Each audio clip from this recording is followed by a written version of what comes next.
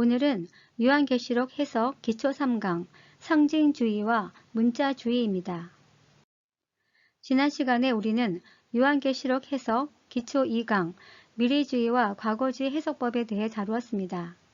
오늘은 또 다른 해석법인 문자주의와 상징주의에 관해 다루어 보고자 합니다.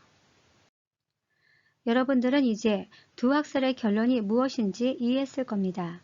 그렇다면 지금부터는 과거주의와 미래주의, 그리고 상징주의와 문자주의 해석 중 어떤 학설이 자연스러운 해석을 하는지, 아니면 어떤 학설이 인위적 해석을 하는지 분별해야 합니다. 요한계시록은 장르상 묵시문학입니다. 묵시문학은 대부분 수사법을 사용하고 있는데, 수사법은 비유법, 상징법, 강조법, 변화법 등이 있습니다. 그중 환상의 경우 대부분 비유와 상징법을 많이 사용합니다. 그렇다면 묵시의 경우 상징으로만 쓰였을까요? 아니면 문자도 함께 쓰였을까요? 예를 들면 상징적 언어는 용, 열불, 음녀, 바벨론 등이 있고, 문자적 언어는 1291, 이스라엘, 14만 4천 명 등이 있습니다. 여기서 문자적 언어를 어떻게 볼 것인가? 두 학설 간 견해 차이가 있습니다. 두 학설의 해석법 차이를 보면 무천연설은 상징적 해석을 합니다. 상징적 해석이란 무시문학 특성상 비유적 표현이 많은데, 그중 문자적 표현의 경우도 상황에 따라 상징으로 해석해야 한다고 보는 견해입니다. 이런 이유로 무천연설은 스스로 자신들이 상징주의라고 주장합니다. 반면 전천연설은 문자적 해석을 합니다. 문자적 해석이란 무시문학 특성상 비유적 표현이 많지만 문자적 표현은 가급적 문자 그대로 해석해야 한다는 견해입니다. 그렇다고 해서 전천연설은 자신들을 문자주의라고 주장하지는 않습니다. 이해를 돕기 위해 두 가지 예시를 들고자 합니다. 예를 들어 요한계시록 12장 6절을 보면 그 여자가 광야로 도망하매 거기서 1260일 동안 그를 양육하기 위하여 하나님께서 예비하신 곳이 있더라고 했습니다. 이 구절에서 두 학설의 명확한 해석 차이가 나타납니다. 여기서 여자는 두 학설 모두 상징으로 보고 성도로 해석합니다. 반면 예비하신 곳에 대한 해석은 각각 무천연설은 교회로 해석하고 전천연설은 두 증인으로 해석합니다. 그러나 문제는 1260일입니다. 무천연설은 앞서 여자와 예비하신 곳이 모두 상징이기에 1260이라는 숫자도 상징으로 보고 초림부터 재림까지의 기간이라고 주장합니다. 그렇게 되면 해석은 초림부터 재림까지 성도가 사단의 공격을 피해 교회에서 양육받는 상태를 상징하는 것으로 보게 됩니다.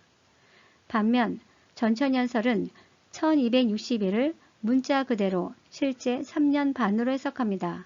그렇게 되면 재림 때 성도가 사단의 공격을 피해 두 증인의 사역 안으로 들어가 3년 반 동안 양육받아 성령 충만한 상태로 해석합니다. 결국 무천연설은 상징주의가 맞습니다.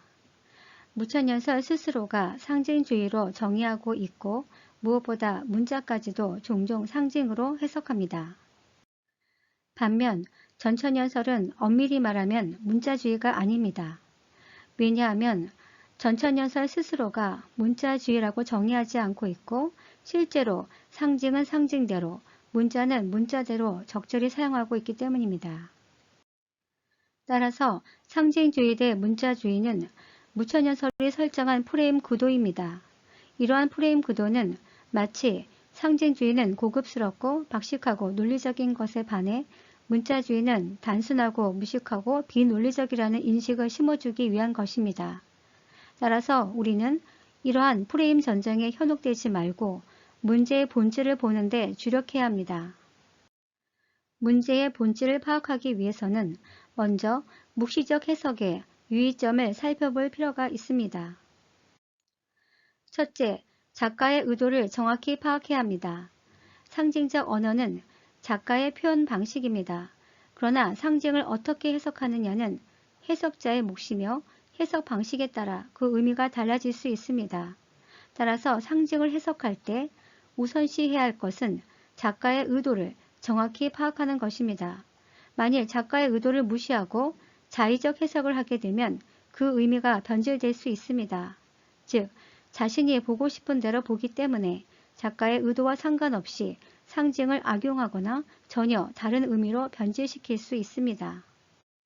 예를 들어 요한계시록 20장 1절에서 3절을 보면 천사가 사단을 무저갱에 가두는 장면을 비유적으로 묘사하고 있습니다. 이를 분별하기 위해서는 저자인 하나님께서 사도 요한을 통해 어떤 의도로 이러한 표현을 사용했는가입니다.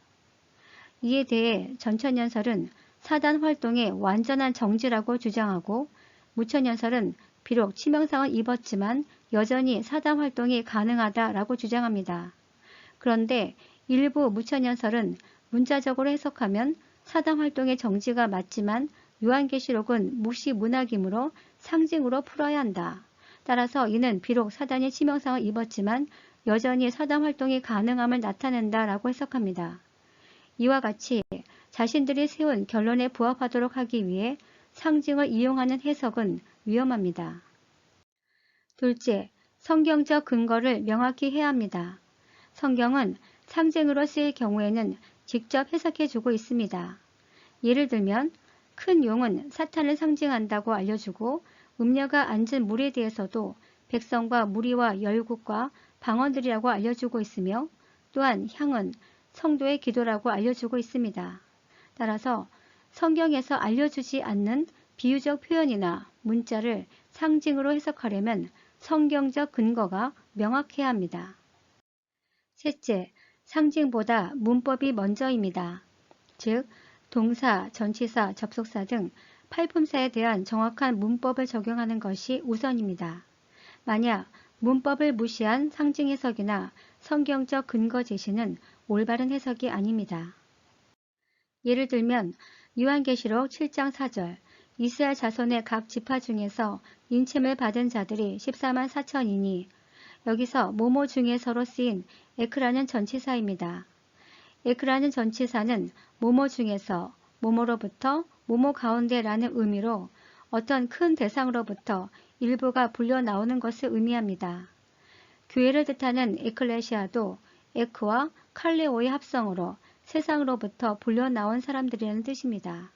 따라서 전천연설은 이를 문법적으로 해석하여 이스라엘 중에서 특별히 선택된 14만 4천 명으로 해석합니다. 반면 무천연설은 이러한 문법적 해석을 무시하고 교회 전체 또는 모든 성도라고 해석합니다. 만약 무천연설의 주장처럼 이스라엘이 교회의 상징이라면 이는 문법적으로 모든 성도 중에서 특별히 선택된 14만 4천 명으로 해석해야 옳습니다. 그렇다면 상징적 해석과 문자적 해석의 위험성은 무엇이 있을까요? 그중 상징적 해석의 위험성에 대해 먼저 나누어 보고자 합니다. 상징 해석의 첫 번째 위험성은 한번 상징으로 풀면 계속해서 상징으로 풀어야 합니다. 즉, 원문이 가나다라 마바사로 되어 있다면 그중 가를 A로 풀면 나를 B로 풀고 다는 C로 풀어야 합니다. 따라서 문자적 해석은 특정 대상을 우상화시킬 수 없지만 상징적 해석은 특정 대상을 우상화합니다.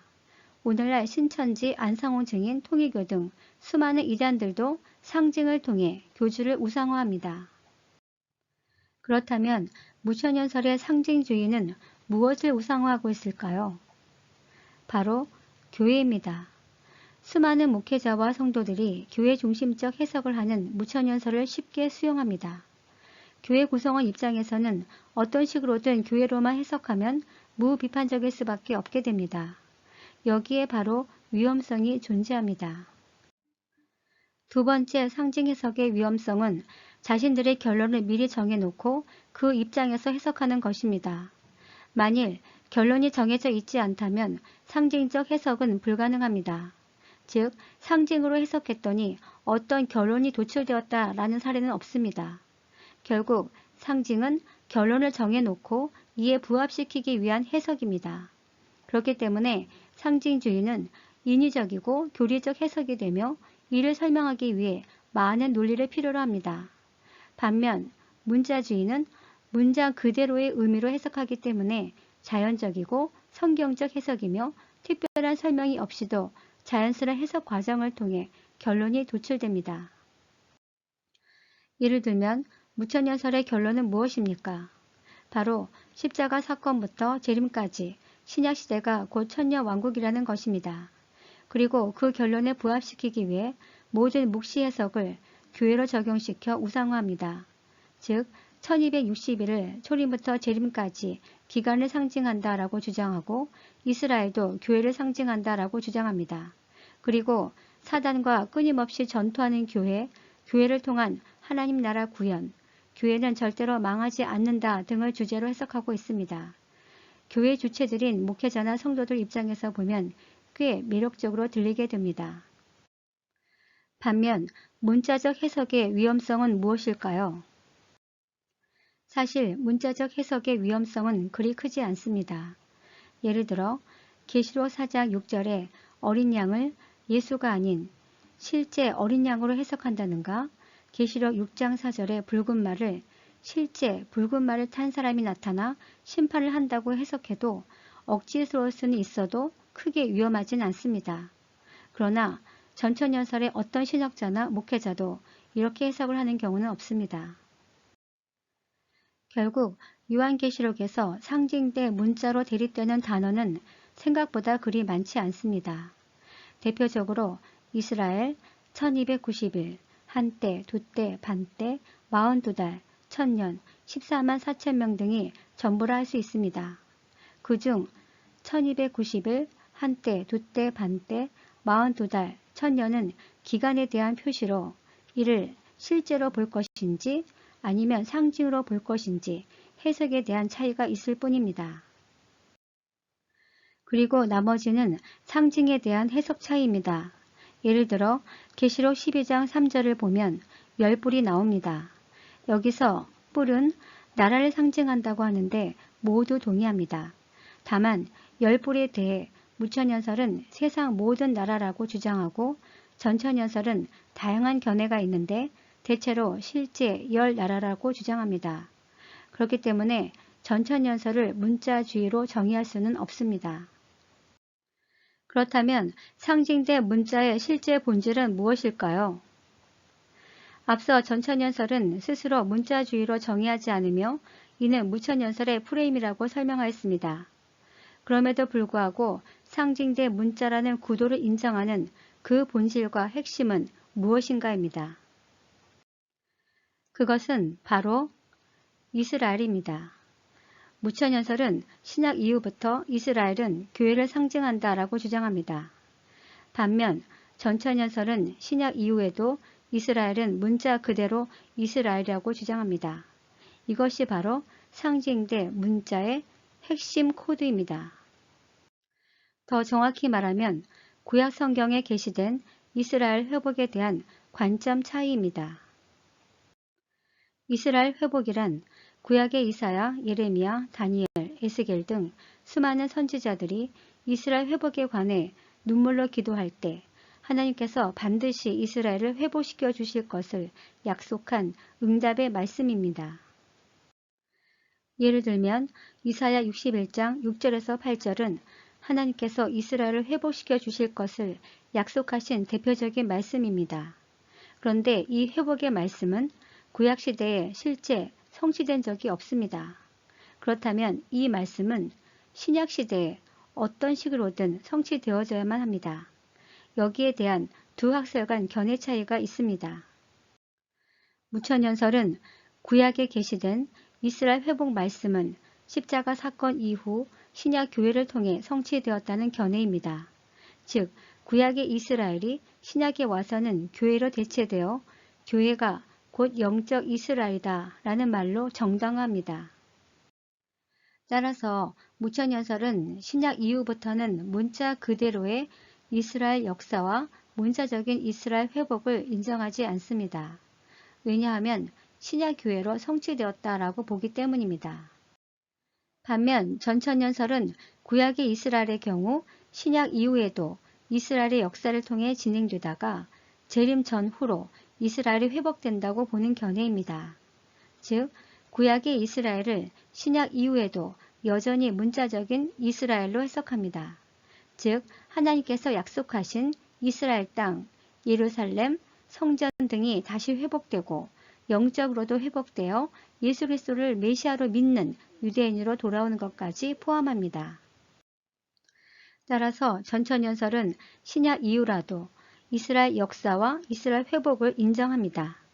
여기서 신약 이후 이스라엘 역사란 1948년 이스라엘 건국, 1968년 예루살렘 회복, 앞으로 있을 제3성전 건축, 아마겟돈 전쟁 등을 말합니다. 그렇기 때문에 신약 이후에 나타나는 이스라엘 역사는 큰 줄기 속에 나타나는 재림의 이정표 역할을 한다고 주장합니다. 결국 현재 이스라엘 민족은 여전히 메시아를 기다리고 있고 신약 교회는 예수 그리스도의 재림을 기다리고 있습니다. 따라서 이스라엘과 이방 교회가 기다리는 메시아는 예수 그리스도로 동일합니다. 다만 이스라엘은 초림하신 예수 그리스도를 아직까지 인정하지 않고 있을 뿐이며 마지막 때 비로소 인정하게 될 것입니다. 구약 성경 해석의 예로 이사야 62장 1절에서 2절의 말씀을 들 수 있습니다.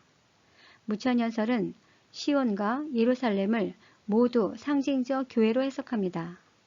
그러면 무천연설의 상징으로 해석하면 1차적으로 바빌론 포로에서의 귀환을 통한 성전 및 성벽 재건 등으로 볼 수 있지만 이를 영적으로 폭넓게 해석하면 예수 그리스도의 구속 사역을 통한 성도들이 누릴 신령한 축복과 하나님 나라의 영광을 나타낸 것이 됩니다.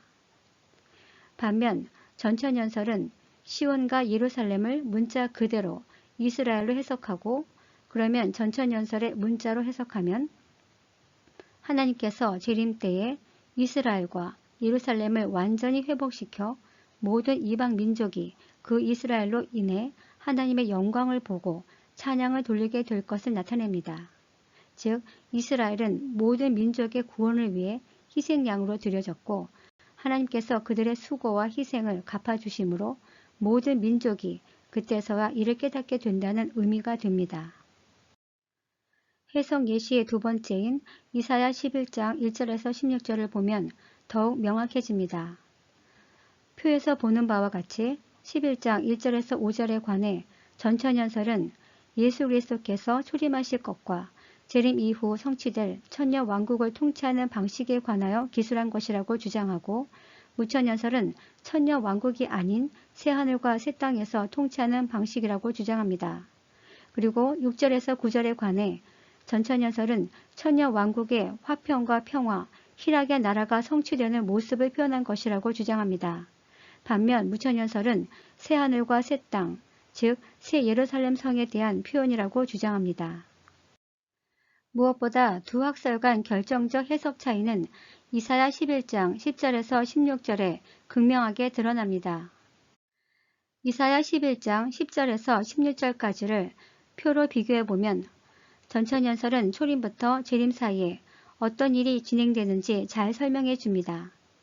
10절에 십자가 사건 이후 이방 민족을 먼저 부르고 11절에 이스라엘을 불러들이는데 먼저 이스라엘 땅에서 가까운 이집트 및 팔레스타인 지역에 흩어져 있던 이스라엘을 부르고 12절에 전 세계 먼 곳에 흩어져 있는 이스라엘 민족을 불러들이는 장면으로 실제 1948년 이스라엘 건국으로 성취되었다고 주장합니다. 13절에 이때 남유다와 북이스라엘이 서로 화합하여 다툼을 끝낼 것이며 14절에 이스라엘이 점차 이집트 및 팔레스타인 주변 지역에 군사적, 경제적으로 영향력을 행사하며 15절에 하나님께서 이스라엘에게 약속하신 땅 전체를 차지하게 될 것을 예언하고 있으며 16절에 재림 직전에 이스라엘이 극적으로 구원될 것을 표현한다고 주장합니다. 이처럼 전천연설은 이스라엘 역사를 통해 재림의 이정표를 제시하고 있습니다. 반면 무천연설은 10절에서 16절까지 이스라엘을 모두 교회로 해석하다 보니 단순히 교회가 확장되거나 이방인 교회로 몰려오는 모습 등 같은 내용을 반복 설명하고 있거나 상징적으로 해석하고 있음을 알 수 있습니다. 그렇다면 상징주의 대 문자주의 두 학설 중 어떤 학설이 옳을까요? 이는 요한계시록 해석 심화편에서 구약성경 해석 예시로 본 분별, 하나님의 예언 방식으로 본 재림의 이정표, 이스라엘 회복과 재림의 이정표, 상징주의 탄생 배경 등을 통해 밝히고자 합니다. 이 부분이 궁금하신 분들은 유튜브 재생 목록에서 심화편을 찾아 청취하시길 바랍니다.